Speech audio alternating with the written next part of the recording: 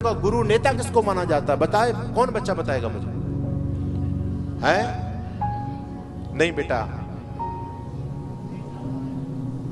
नहीं नहीं नहीं नहीं नहीं नहीं।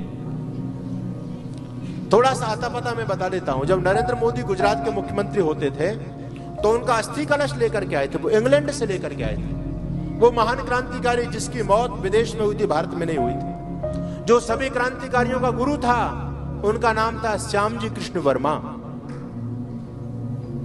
श्यामजी कृष्ण वर्मा गुजरात की धरती पर पैदा हुए थे। मांडवी उनका जन्म स्थान है।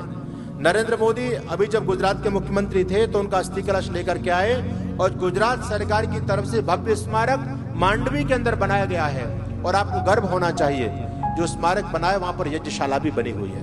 और आपको गर्व होना चाहिए उस मांडवी के स्मारक के अंदर, जहां पर एक तरफ श्यामजी कृष्ण वर्मा का चित्र है, दूसरी तरफ उनके गुरु महर्षि दयानंद का चित्र लगा हुआ है। ये श्यामजी कृष्ण वर्मा सभी क्रांतिकारियों के गुरु कहे जाते हैं। क्रांतिकारी जितने भी क्रांतिकारी वो सबके गुरु कहे जाते हैं। मेरे पास ज्यादा समय नहीं है अब व्याख्यान देने का। सुइयां बिल्कुल ठीक समय पर पहुंच रही है हमारे। वो कहाँ है अपने शिव जी? कहाँ चले गए? अच्छा पीछे हैं क्या? आ जाएंगे शायद 12:30 बजे तक कार्यक्रम चलेगा, है? ठीक है। अब थोड़ी सी इतिहास की जानकारी मैं आपको देता हूं बच्चों, सुनो बात को ध्यान से। श्यामजी कृष्ण वर्मा सभी क्रांतिकारियों के गुरु माने जाते हैं। इस श्यामजी कृष्ण वर्मा के गुरु कौन थे? श्यामजी कृष्ण वर्मा के गुरु थे महर्षि स्वामी दयानंद जी महाराज। ऋषि दयानंद जी महाराज के द्वारा जो परोपकारिणी सभा स्थापित है अजमेर के अंदर, श्यामजी कृष्ण वर्मा इसके प्रधान रहे। आपके जोधपुर रियासत के दीवान भी रहे। श्यामजी कृष्ण वर्मा कोई छोटी मोटी हस्ती नहीं थे, बहुत बड़ी हस्ती थे। और उनका ऋषि दयानंद से मिलन हुआ था 1876 के अंदर। ऋषि दयानंद जी महाराज ने जिस आर्य समाज की स्थापना की थी, उस आर्य समाज के सक्रिय सदस्य, उसकी पूरी जिम्मेदारी श्यामजी कृष्ण वर्मा को दी गई। और श्यामजी कृष्ण वर्मा ने वर्षों तक आर्य समाज के बतौर प्रचारक काम किया था।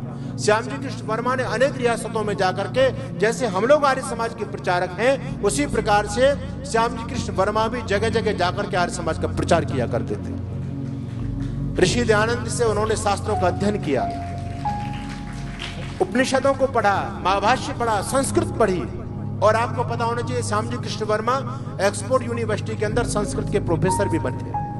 वो ऋषि दयानंद से प्रेरणा लेकर के, ऋषि दयानंद का आशीर्वाद लेकर के लंदन पहुंचे और वहां जाकर के स्वामी दयानंद ने उनसे कहा था, श्यामजी कृष्ण वर्मा आपको संस्कृत विद्या के लिए भी काम करना है, लेकिन देश की आजादी के लिए भी काम करना है। श्यामजी कृष्ण वर्मा जब इंग्लैंड पहुंचे तो वहां पर उन्होंने इंडिया हाउस की स्थापना की। उस इंडिया हाउस के अंदर उस समय भारत देश के जो बड़े बड़े घरानों के बच्चे विदेश में पढ़ने के लिए जाया करते थे, श्यामजी कृष्ण वर्मा ने सभी बच्चों की छात्रवृत्ति की व्यवस्था की और सारे बच्चों को इंडिया हाउस में स्थान दिया। और उनका इंडिया हाउस में स्थान देने का प्रयोजन यह था कि मैं भारत के बच्चों के मन के अंदर कट्टरता, देशभक्ति पैदा करूंगा, जिससे ये बच्चे अपने देश में जाकर के अपनी स्वाधीनता की लड़ाई लड़ेंगे।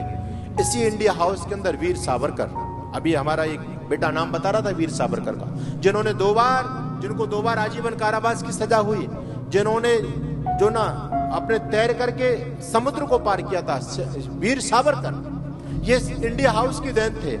पंजाब केसरी लाला लाजपत राय, मदन लाल ढींगरा, भाई परमानंद, लाला हरदयाल, और एक क्रांतिकारी नहीं है, आपको आश्चर्य होगा, अनेक क्रांतिकारी उस इंडिया हाउस के अंदर रहते थे।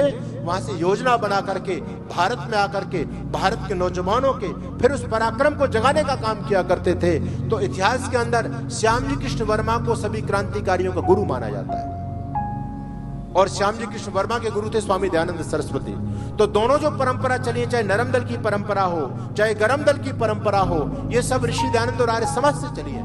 इसलिए बच्चों, मैं आज आपसे निवेदन करना चाहता हूं, देखो उपसंहार के रूप में आपको बताना चाहता हूं, ऋषि दयानंद और आर्य समाज के बारे में मैं घंटों बोल सकता हूं और जितना बोलूं उतना कम है। आपको बहुत सारी नई इतिहास की जानकारी मैं दे सकता हूं ऋषि दयानंद को लेकर के, लेकिन अब समय नहीं है। मैं तो उपसंहार के रूप में आपसे कुछ बात विशेष करना चाहता हूं। हो सकता है कल के सत्र में आप लोग आ पाए या ना आ पाए, लेकिन मैं आज आपको यह बताना चाहता हूं, चारों तरफ से आपकी सनातन संस्कृति को नष्ट करने का षड्यंत्र चल रहा है। आज अनेक प्रकार के जिहाद चल रहे हैं, सरकारें उन जिहादों को प्रश्रय दे रही हैं। आपके जोधपुर के हालात आप देख लो, मैं तो आता हूं तो लगभग 1-1.5 किलोमीटर लंबा स्थान घेरा पड़ा सारा का सारा, और सरकार खूब अपनी खैरात भी बांट रही है उन लोगों पर। और उन लोगों का मकसद क्या है? एक ही मकसद है, आपको काटना, आपको समाप्त करना, एक ही कारण है उसका। तो चारों तरफ से आपकी सनातन संस्कृति को नष्ट करने का षड्यंत्र पूरी दुनिया में चल रहा है। दो महान शक्ति, एक तरफ इस्लाम और दूसरी तरफ कृष्ण